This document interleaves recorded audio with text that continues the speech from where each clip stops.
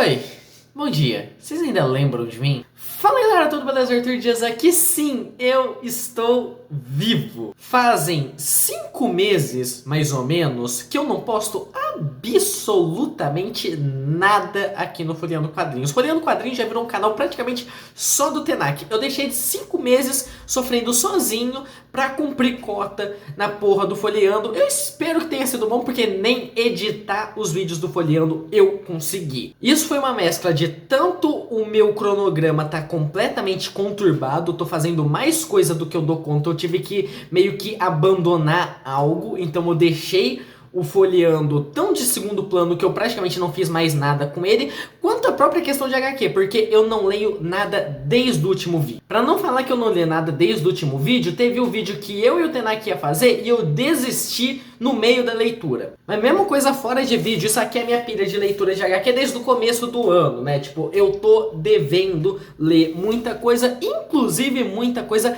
pra vídeo, coisas que eu e o Tenak a gente tinha planejado pra pegar hype de coisa e a gente enfiou o hype das coisas no meio do rabo. E eu acredito que o único dessa linha de pegar hype que vai sobreviver é esse, por um simples motivo: o lendário pagou de novo. E o lendário deve estar muito puto comigo, porque eu tô entregando o que ele pediu 5 meses depois, que é o tal do vídeo de X-Men. Dia 20 de março a gente teve a estreia do tão aclamado retorno dos X-Men, né? A animação nova X-Men 97, que pega e continua a história do desenho antigo de 1992, né? Muito inspirado nas HQs da era do Chris Claremont, né? Na era de ouro, assim, dos X-Men, né? A parte mais aclamada dos quadrinhos é onde essa animação mais pega e mais bebe. E pra meio que pegar um pouco a onda, completamente atrasado, porque a animação terminou em maio, faz bastante tempo também, mas eu tinha pensado em pegar finalmente uma das HQs do Claremont, não pegar mais palhaçada tipo Era de Apocalipse, que é uma completa numa desgraça, pegar algo da fase mais aclamada do Claremont. E visto as discussões e polêmicas que acabaram tendo envolvendo a animação dos X-Men 97, eu acho que a escolha do lendário foi muito certeira, porque hoje a gente vai comentar sobre X-Men Deus Ama, o Homem Mata, de como já falei de Chris Claremont. Essa eu acho que foi a jogada mais segura, né, que o lendário fez, porque normalmente ele inventa moda, ele pega alguns arcos, né, não desconhecidos, mas que eles não têm tanta notoriedade, não tem uma adaptação fora dos quadrinhos e tudo mais, e dessa vez a gente pegou e resolveu pegar uma das mais aclamadas mesmo dos X-Men, porque digamos que eu peguei um certo preconceito com X-Men de uns tempos pra cá, muita HQ ruim, tem muita HQ conturbada dentro da linha de histórias dos X-Men, mas essa é sem sombra de dúvidas uma das melhores, se não for a melhor, porque eu acho que ela é a que mais pega o feeling de X-Men, é a que mais pega realmente essa proposta de X-Men e o que X-Men acaba vindo para retratar desde a sua criação. Inclusive é interessante, engraçado e triste, inclusive, pegar e comentar sobre essa questão da proposta de X-Men e tudo mais, porque é uma das coisas que pegou e foi problematizado na animação nova, né? Eu vi muita gente pegando e reclamando que agora a X-Men queria lacrar, porque queria falar sobre essa questão de igualdade entre humanos e mutantes e tudo mais, fazendo analogia a grupos marginalizados. E opa, sempre foi isso. X-Men sempre foi uma analogia a grupos marginalizados e perseguidos pelas pessoas, discriminados, né, e excluídos completamente da sociedade. Onde os dois pilares ali das histórias dos X-Men, que é tanto o Professor Xavier quanto o Magneto, buscam uma questão de ascensão da espécie mutante, só que cada um com seus próprios métodos. Sendo que o Xavier, ele quer igualdade entre as duas raças, né, igualdade entre humanos e mutantes, enquanto o Magneto, ele busca basicamente uma ditadura mutante para garantir a sobrevivência sobrevivência da espécie dele. X-Men sempre foi isso, desde a criação do grupo, lá nos anos 60 pelo Stan Lee. Essa sempre foi a proposta e sempre foi um dos modos do Stan Lee pegar e trazer essa aproximação daqueles heróis com o público, algo que a Marvel nos anos 60 se destacava bastante. E aí, 22 anos depois, mais ou menos, trazem essa HQ que pega e eleva tudo isso para outro patamar, né? Porque o próprio nome da história já é carregado, né? Deus ama, o homem mata. E é medonho pegar, ler essa HQ e ver como até hoje, 42 anos depois que ela lançou, ela ainda é extremamente atual. O discurso que ela traz, o debate que ela traz, né, e os eventos que vão acontecendo no decorrer de toda a história é extremamente atual. Como se em 42 anos de história a gente não tivesse evoluído quase nada. Por mais que a gente teve avanço sim, a gente teve vitória sim, a gente vê esses grupos marginalizados, né, que eram completamente excluídos da sociedade, hoje em dia tendo muito mais aceitação e muito mais voz do que já tiveram, mas ainda assim há o preconceito, discriminação e até perseguição desses grupos. E essa HQ retrata isso muito bem, principalmente na questão onde ele vai cutucar, que é a questão da perseguição religiosa. Ele basicamente vai pegar e trazer a ascensão do reverendo Stryker, né, um pastor, né, um pregador que traz toda uma questão de ódio à raça mutante, né? De temer a raça mutante e ver ela como a grande ameaça da raça humana. Um debate que sempre foi retratado dentro de X-Men, mas sempre com uma questão muito mais científica e social. Essa questão, se a raça dos mutantes, né, o Homo Superior, é a evolução da raça humana, então quer dizer que nós humanos estamos fadados a serem extintos? Será que daqui a um tempo, né, conforme os anos for passando e forem tendo mais mutantes, será que nós não vamos ser os discriminados? Será que nós não iremos ser caçados? E fora toda aquela questão de temer as habilidades que os mutantes têm, né, o impacto social que isso poderia causar nessas pessoas completamente poderosas andando pelas ruas. Ele trata muito essa questão do medo e o impacto social. Aqui ele traz toda uma questão de distorção religiosa. O William Stryker é aquele tipo de pastor, aquele tipo de pregador que pega versículos da Bíblia, pega trechos ali e distorce completamente a favor dessa visão que ele tem, que eu não sei nem pegar e comentar sobre isso, de tão medonho, pesado e cruel que esse personagem acaba conseguindo ser no decorrer de toda a história. O William Stryker é literalmente a crítica ao fanático religioso que espalha medo e ódio para a população, para os seguidores dele, inclusive criando o que eles chamam da Cruzada Stryker, né? E os Purificadores. A HQ, ela literalmente abre com um grupo desses tais purificadores caçando duas crianças. São duas crianças ali que não tem noção nenhuma do que está acontecendo, correndo, fugindo desesperadamente, sendo mortas por esses personagens e penduradas em um parque com uma placa escrito mutante para servir de aviso para outros mutantes verem, temerem, se esconderem e entenderem que o tempo deles está contado. Você saca o quão doentio essa merda é? Tanto que logo em seguida aparece o Magneto em pesar diante o corpo daquelas duas crianças ali, se culpando por não ter conseguido salvar elas e jurando que vai matar aqueles que fizeram isso. Inclusive esse é um dos muitos momentos que acontecem durante as histórias dos X-Men que você pega e fala, cara, eu acho que o Magneto tá certo, cara. Porque chega a ser extremo as coisas que a história vai pegando e retratando, né? A gente tem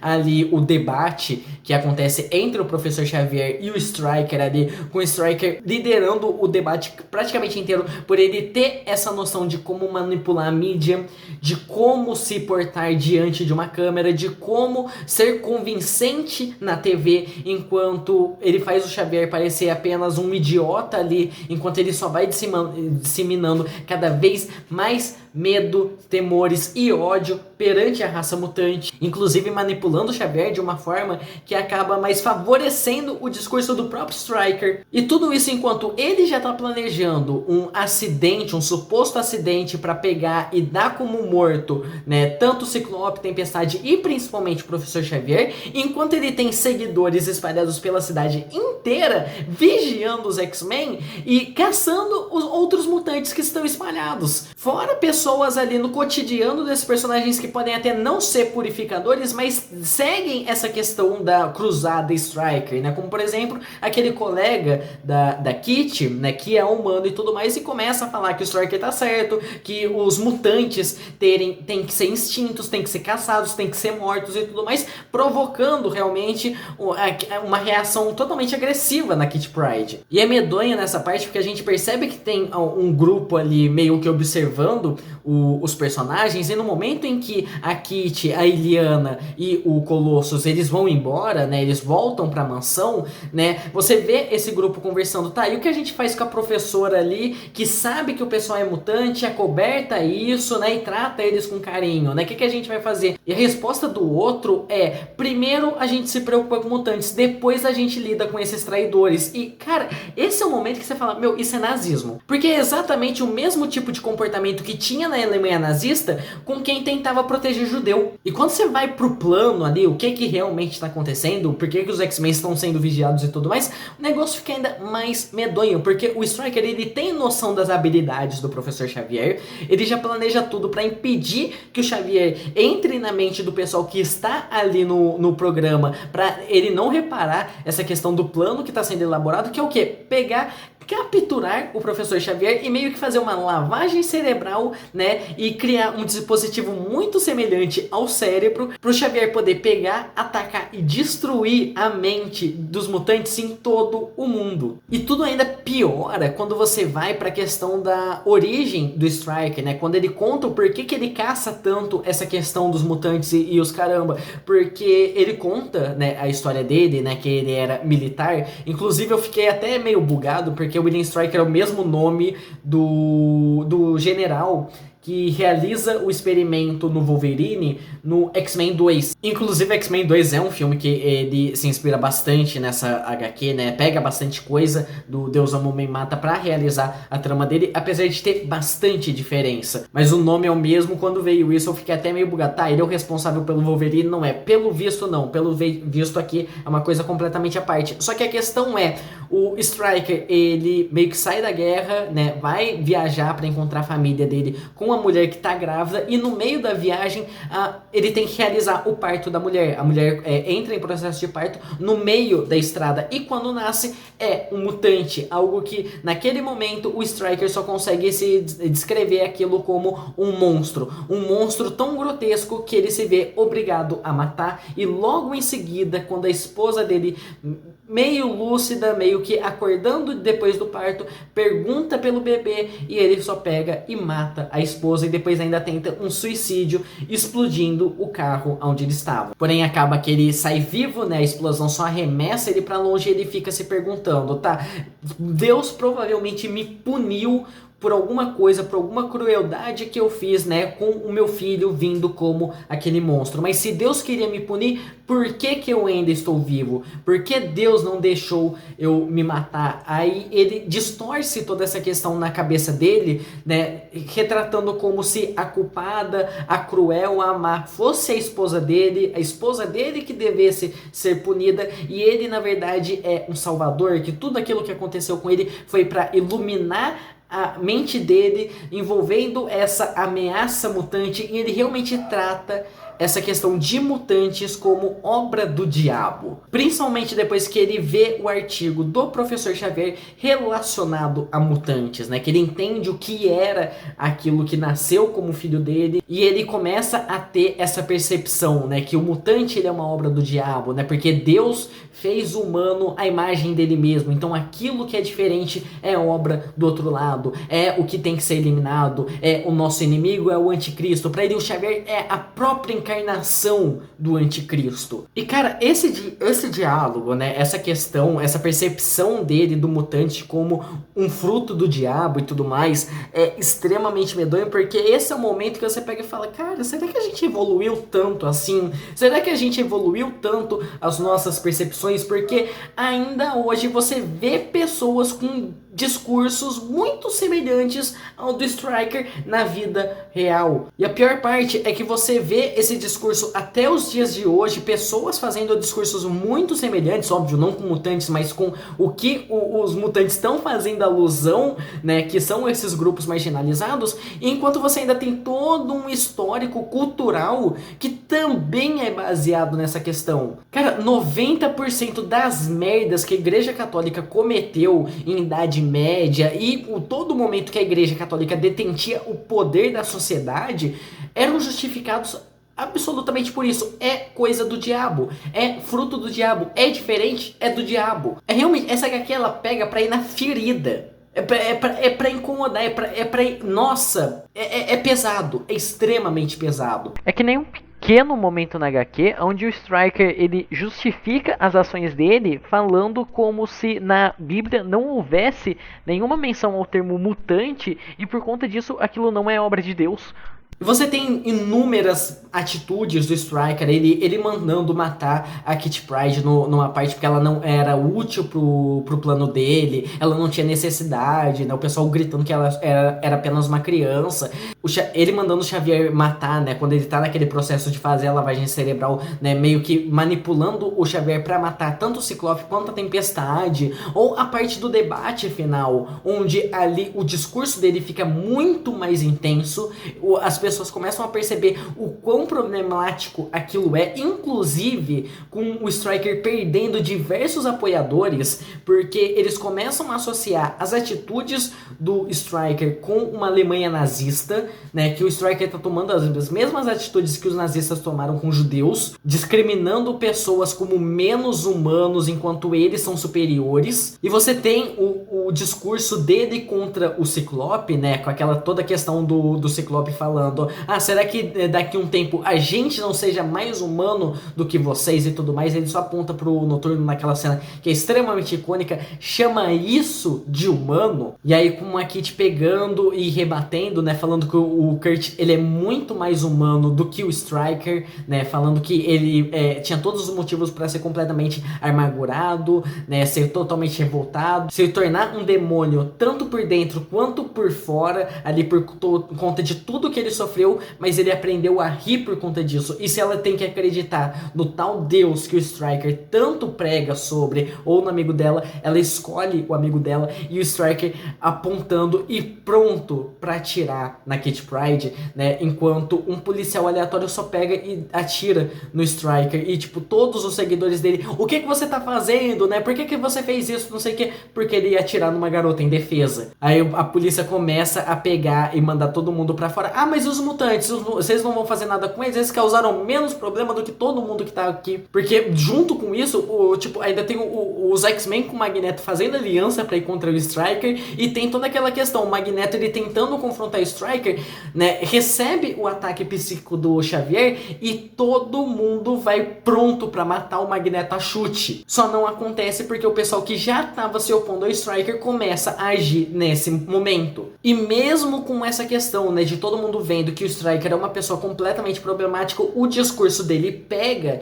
e o pessoal começa a tratar como se os ideais do Stryker fossem corretos, mas ele tomou as atitudes erradas. Então, tipo, mesmo quando tem essa pequena vitória, ainda meio que perderam. Aquele embate ainda vai deixar frutos e essa perseguição ainda vai continuar tão ruim quanto já era. Cara, é uma HQ medonha de pesada. Tipo, ela não tem nenhuma violência explícita, né? Ela não é uma violência gráfica, mas ela te dá um mal-estar pelo que ela tá querendo retratar e acaba dando um mal-estar ainda pior quando você vê essa questão, porra, 40 anos depois e a gente ainda revê coisas muito semelhantes. Não é é que X-Men se tornou isso, X-Men sempre foi sobre isso. Sem sombra de dúvidas, uma das melhores coisas que eu já consumi sobre X-Men, se não for a melhor coisa que eu consumi sobre X-Men. Por mais que eu sei que X-Men tem inúmeras histórias extremamente conturbadas, essa é uma que eu recomendo pra absolutamente qualquer um. Até pro Tenak, que odeia X-Men com todas as forças, corre de X-Men que nem o diabo corre da cruz. Até pra ele eu recomendo essa história, porque é simplesmente espetacular. Enfim, é isso, minha promessa com o lendário tá paga. Eu não sei se eu vou conseguir me tornar frequente de novo aqui no Folheando. Eu vou tentando, mas talvez não tanto mais nessa questão. Ah, vamos aproveitar hype, vamos pegar hype de alguma coisa. Eu acho que eu vou mais no meu ritmo, retomando aos poucos. E quem sabe quando vocês verem eu não tô fazendo vídeo tipo semana sim, semana não de novo. Apesar que aquilo quase me matou. Enfim, é isso. Eu vou ficando por aqui. A gente se vê num próximo vídeo. Falou!